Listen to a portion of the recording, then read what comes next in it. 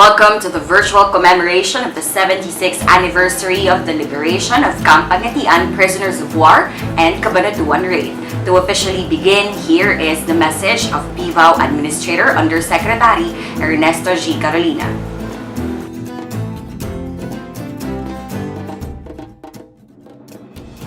A blessed day to all of you.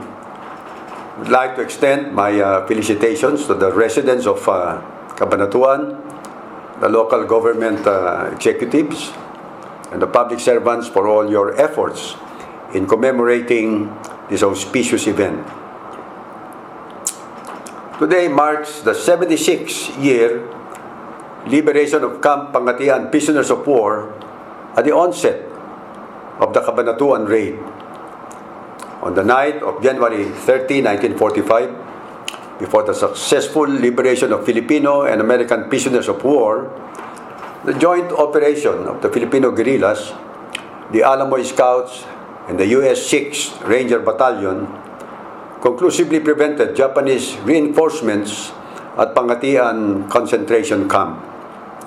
The Battle of Cabu Bridge and the blockade at Bangad eventually led to the liberation of 512 Allied prisoners of war.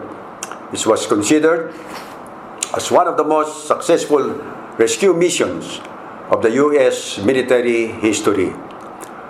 Of course, this was not possible without the support of the Filipino guerrillas who secured the parameters of the area and hindered enemy reinforcements.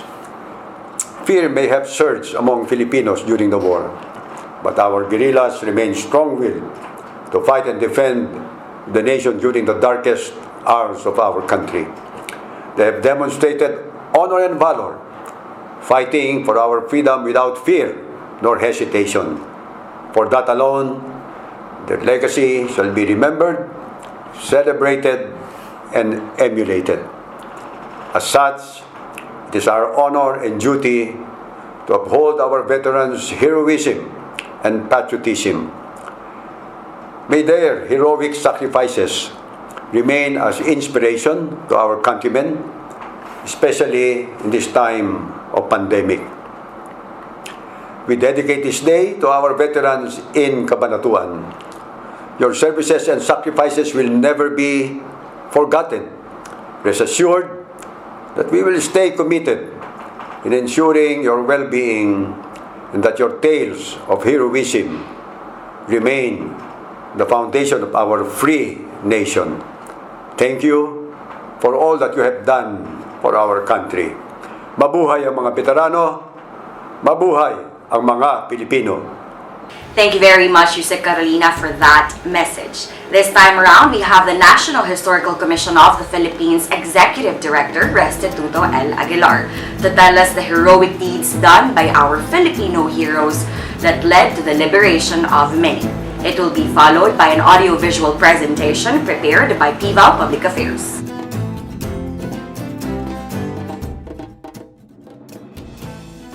Cabanatuan City was occupied by the Japanese military forces on December 29, 1941. For almost a month, the city was put under the control of the Japanese, and the people experienced a plethora of untold sufferings. The Nueva Ecija Chinese School along General Luna Street was transformed into a military garrison and was utilized by the Japanese Kempitai to incarcerate, torture, maim, and kill suspects of anti-Japanese activities.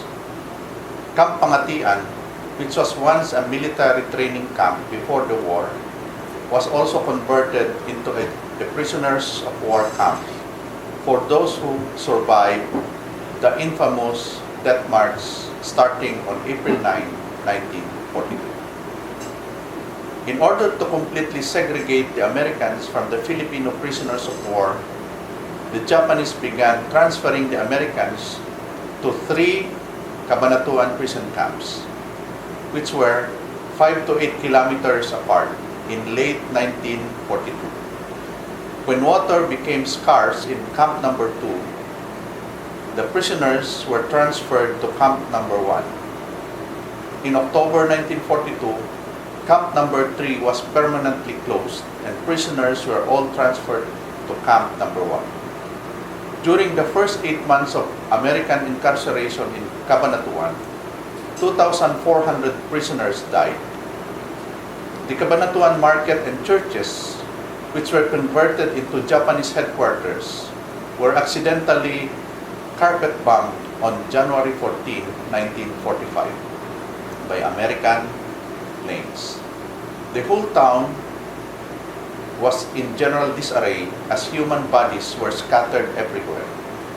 After a series of bombing raids by the Americans, Cabanatuan City seemed hopeless, even though the Japanese were already driven out.